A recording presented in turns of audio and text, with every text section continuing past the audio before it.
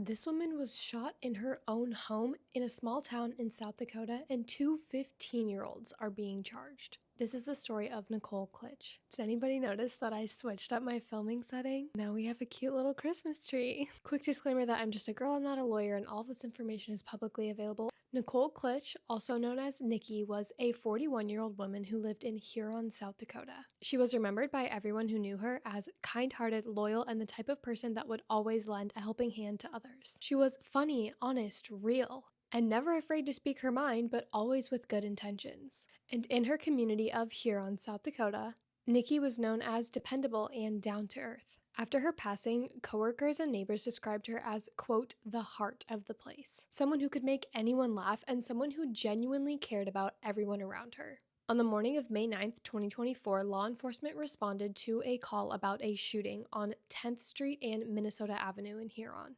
Authorities got to the scene and quickly confirmed that Nikki had passed away from multiple gunshot wounds, and a big investigation was launched. Authorities temporarily evacuated the apartment complex building that Nichole had passed away in. The case was then transferred from the Beadle County to the Brookings County due to a conflict of interest with the newly appointed Beadle County State's Attorney. So over the next few months, attorneys gathered evidence, interviewed witnesses, processed the crime scene, and prepared hopefully for a prosecution. On May 14th, investigators identified one 15-year-old male suspect, and then a month later on June 13th, they identified another female suspect. The female suspect was also 15 years old. So let me get this straight. A 41-year-old mother who is loved by her entire community gets shot multiple times by two 15-year-olds? Make it make sense, because it doesn't. Allegedly, both of the teens knew Nikki, but prosecutors have not released how or what that relationship was. Nor have they publicly released the motive for Nikki's passing. Because both of the 15-year-olds are juveniles, the case began in juvenile court. But the state attorney said that they intend to transfer it to an adult court and hold an adult trial. Say it with me, adult crimes get adult punishments. Thank you. So thankfully, in December of 2024, both juveniles pleaded guilty to first-degree, and both were sentenced to 25 years in prison.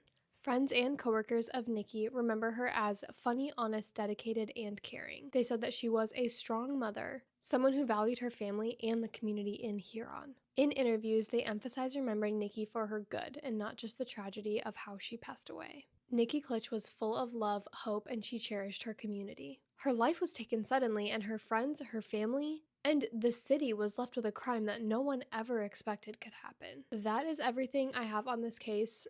Again, I would love to know the relationship between the two teens and Nikki, and how the two teens knew each other and how they knew Nikki. It's just never been released to the public, but I feel like that's a big chunk of this puzzle that's missing for me, because none of it makes sense. Like I said, a woman loved by her community, family, and friends, and then all of a sudden two teenagers decide that they get to take that away from her. A lot of crime doesn't make sense to me, but this one really, I'm like, there's gotta be a missing puzzle piece that I can't find in my research. So let me know what you think about this case in the comments. I post true crime videos, so if you like this type of content, follow so you don't miss my next video, and please stay safe out there, because you never know what's right around the corner.